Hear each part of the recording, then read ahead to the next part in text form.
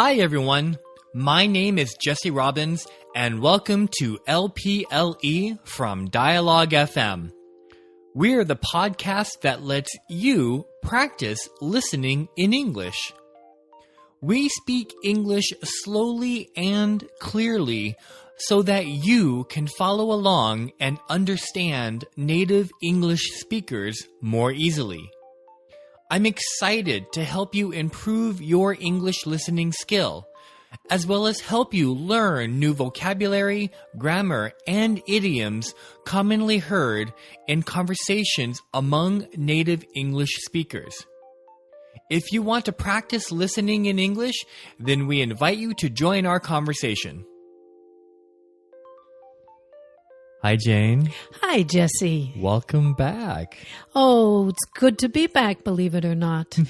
Usually when I get home from Europe, I'm bummed out because I didn't want to leave. Mm-hmm. This time I knew I would be back very soon, and so I feel just fine being back. Bummed out yes. is, for the listening audience, bummed out is an expression we use, which is similar to saying, I feel sad or disappointed, more disappointed. Yeah. Right? More disappointed than sad. Luckily, the weather is cooperating for you. The first thing I'd like to know is, how was the weather where you were? Beautiful. And it was a heat wave. Oh. I have never seen so many people in shorts and short skirts in my life, just trying to keep cool. Mm-hmm. I was showering 2 and 3 times a day, just from the heat. But it was just beautiful. And in the last 3 or 4 days, it was still hot, but not utterly miserable. Right. Now, is it humid in France, or is it pretty dry? Depends. Maybe a little more humid than Seattle. But again, because there's so much stone and cement and so on, it's a little bit more of an oven than Seattle would be. We call that a concrete jungle. Right? Yes. Right. But what a gorgeous jungle. Oh, absolutely. Did you take photos? I took a few. I took a couple of videos of people doing normal things. Mm-hmm. I have a friend who is from England, and he's quite distressed by the terrorist attacks. And he asked me to send him some pictures of normal people doing normal things. And the city was full of people doing that. And in the evening, next to the canal that runs north and south mm-hmm. in the eastern part of the city, people were sitting next to the canal in their work clothes with a bottle of wine next to them and a few friends, and just sitting on the cement next to the canal, just enjoying life. I imagine that, considering you have spent a significant amount of time in France, that after a while, taking pictures is not a top priority. You're no longer a tourist there. That's exactly right. Sometimes, for example, I visited friends who live about 1 hour west of Paris, and they have a very modest house built perhaps in the 1930s, but it has a view out the back, which is beyond spectacular. And I took that picture just to make me happy sometime deep next winter. Oh, yeah. But otherwise, you're right. Not many photos. Now, I remember when we last talked about your trip to France, to Paris, you said that you were going to spend some time exploring, walking around, trying to discover new things about this very historical romantic, legendary city. Did you do that? Did you discover I did. anything new? Less than I expected because it was so hot. Mm-hmm. I had planned to walk the 20 bridges of Paris, starting very early one morning, but the heat would not allow for that. I spent time in arrondissement. Those are the different sections, administrative sections of Paris. I spent time deliberately in ones which I really did not know well. The 20th arrondissement is I guess we could say the newest one, the farthest out from the center. But I discovered, as I said, canals and restaurants. And I had friends invite me to places that I had never been. So, but even in the places that I knew, there is such an atmosphere of young people innovating in new ways, different kinds of restaurants, more free form. In other words, not a standard old first course, second course, third course. Of course, you can get that very easily. But new ways of serving food, new ways of being together with friends, like the little gift I just gave you, new kinds of shops. Yeah. Very full of life, even going to places that I already knew. But I made an effort to open my eyes to places I hadn't been to before. You mentioned the 20 bridges, right? That's actually 20 bridges. That's not just the name. There's literally 20 bridges I think there are 20. There may be more because occasionally a new small footbridge will be built. I did walk... the left bank of Paris now is available for walking, I believe, along the whole left bank. In other words, you can be by the river the whole time without being interrupted by traffic or a factory or something. And that was not always the case. And I walked across about half from... what is called the Bercy bridge to what they call the Pont Neuf, the new bridge, which is, of course, the oldest bridge in Paris. So I walked a good deal, but stayed in the shade. Yeah. Ooh, yeah. The bridges are long. Are they rather? They sound long. Are they? Well, they're... not terribly. I think you can walk across in about 4 minutes usually. Oh, okay. The Seine is broad, but if you walk at a good clip, 4 or 5 minutes, the Seine is, you can see across the Seine very easily. Sure. Yeah. Okay, good. How many bridges did you complete before taking a rest for the day? Well, I actually didn't really walk across them because it was just too sunny and hot. Yeah, there were, of course, I went across a couple because I had to. Right. But I instead walked along the river on the left bank. I see. In the shade. Yeah. Where there are new gardens and it's been developed in a very beautiful, very conscious way. Sure. Do you feel refreshed? Absolutely. You definitely have this summer relaxed vibe right now, which is great, right? Yeah. Good to see old friends, family that I haven't seen in a long time. Now, are you the kind of person who is already thinking about the next time you're going to go back? Oh, yes, absolutely.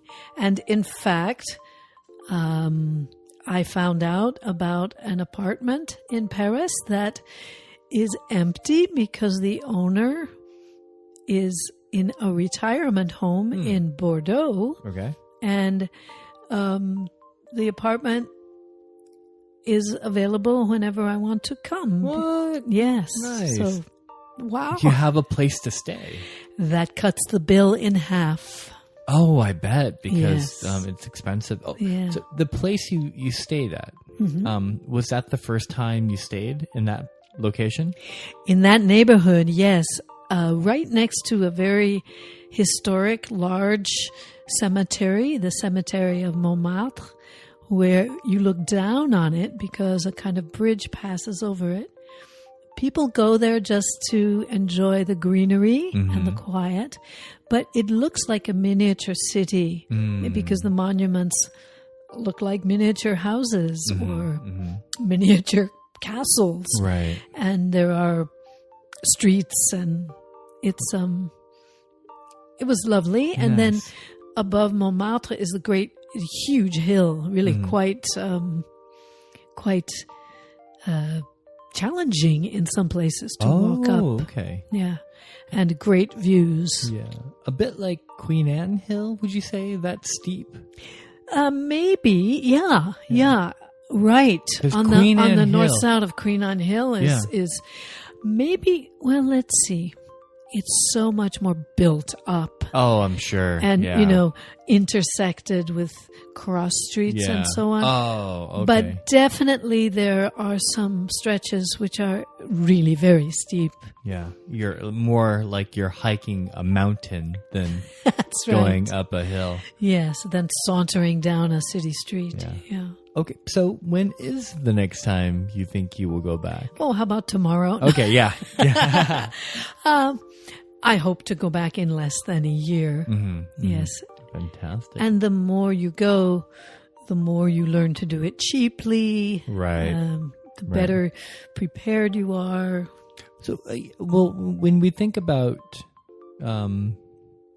cheap travel, like how to reduce flying cost, airplane ticket costs, did you learn of any particular website or travel agent? How do you think you'll buy your tickets next time around? I think I just know the standard, Travelocity, Expedia, cheap tickets.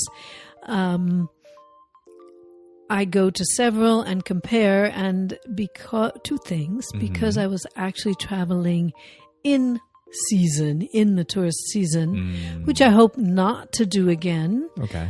Because, oh my goodness, some streets, most of it was fine because I did not go to highly touristed areas.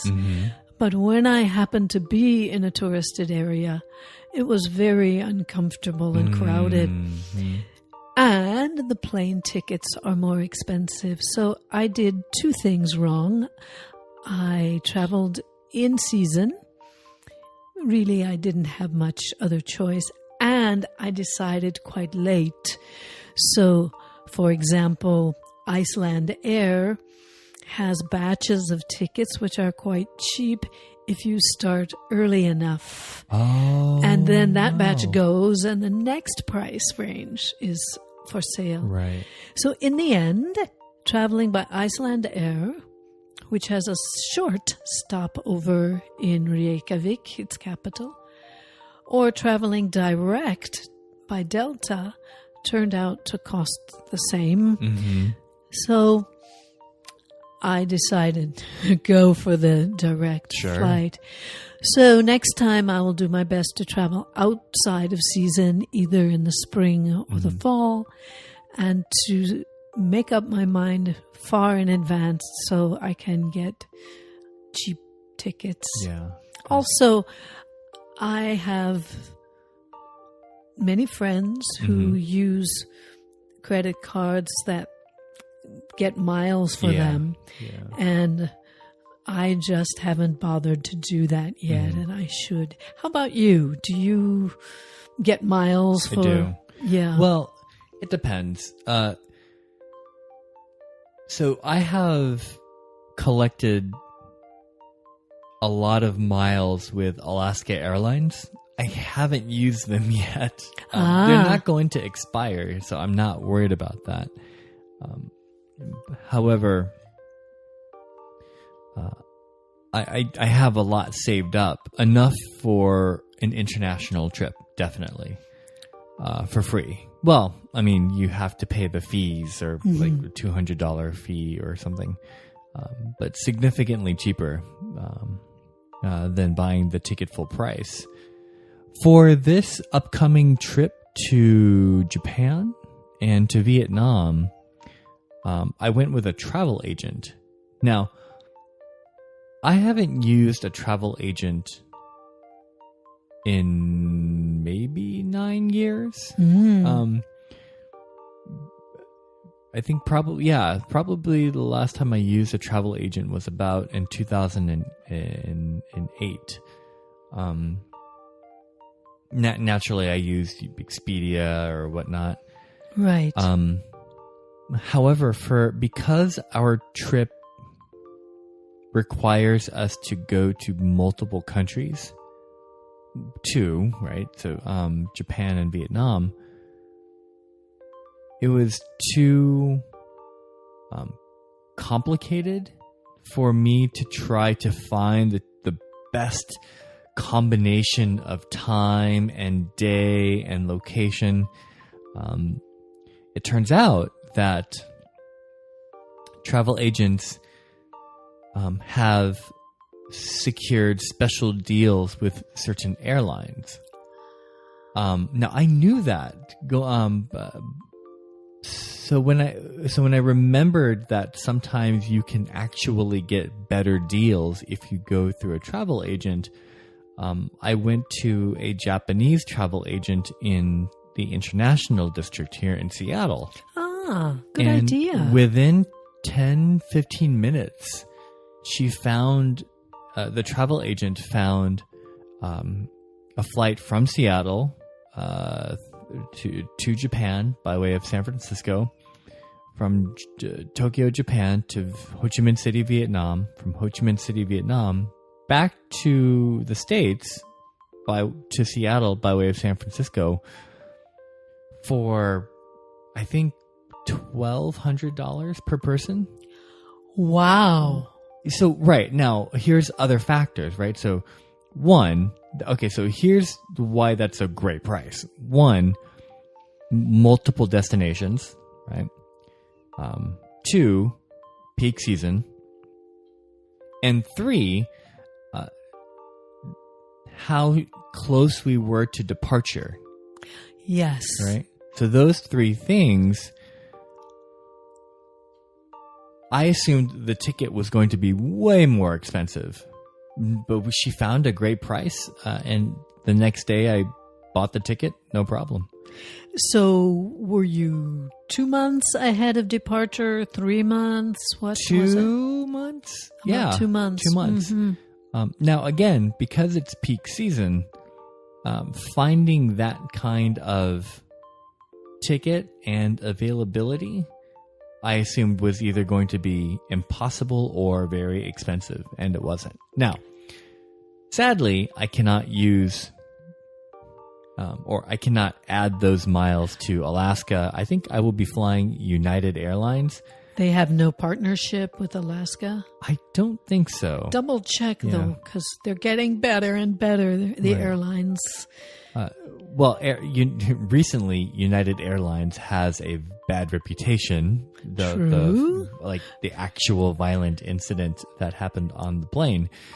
Nevertheless, if I cannot add it to my Alaska partnership miles, then I will just create a new account. Yes, good idea. Just it's easier that way. So speaking of the trip, my wife, my son, and I leave in about 11 days, under 2 weeks. The microphones we're using, and the box you see here, I actually might bring that with me because I would like to record some podcasts in Japan and in Vietnam. Good idea. Yeah, we have listeners in both of those countries, Japan and Vietnam. And I think it would be pretty fun to meet our audience. So I'm going to bring some equipment. Luckily, the microphones are not heavy. I'm not bringing the microphone stands. These are too heavy. But these small stands right here, I can bring those. And just have a fun conversation in English with Japanese and Vietnamese people. Great idea. Yeah. I'm looking forward to hearing it. Yeah. Or them. Yeah. I agree. You heard my voice plenty of times. You don't need to hear my voice anymore. Let's listen to some new folks. I think it'll be really fun. Yeah. Me too. So I'm excited for our trip. I'm a little nervous, of course. We're traveling with a baby, right? So when we travel with a baby, there's more risk involved. It can be more complicated, more exhausting. However, I feel like Vincent, our baby, our son, will be okay. We've been trying to take him out of the house as much as possible. Doing road trips, taking him on the train, taking walks with him, so that he feels more comfortable in different environments, with different noises, with different heat, all that stuff. Mm-hmm. So I think that he's traveling better. And he reacts quite well to these circumstances? Yes. Oh, yeah. good.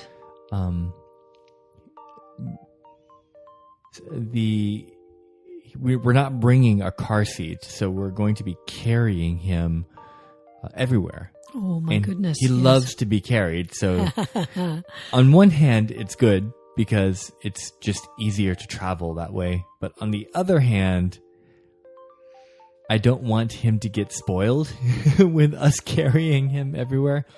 Nevertheless, in 5 weeks, 6 weeks, I look forward to sharing with you some stories from that trip. I can't wait. Have a wonderful time. Thank you so much.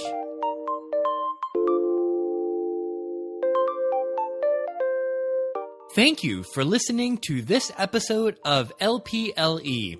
Let's practice listening in English from Dialogue FM. Subscribe to LPLE on iTunes to hear the latest episodes, or listen to past episodes on our website, dialogue.fm. That's dialog.fm. If you have questions or comments about English, or if you would like for us to use a word, grammar, or idiom in our conversation so you can learn how to use it correctly, we would love to hear from you on Twitter at dialogue.fm or Facebook at facebook.com/dialoguefm.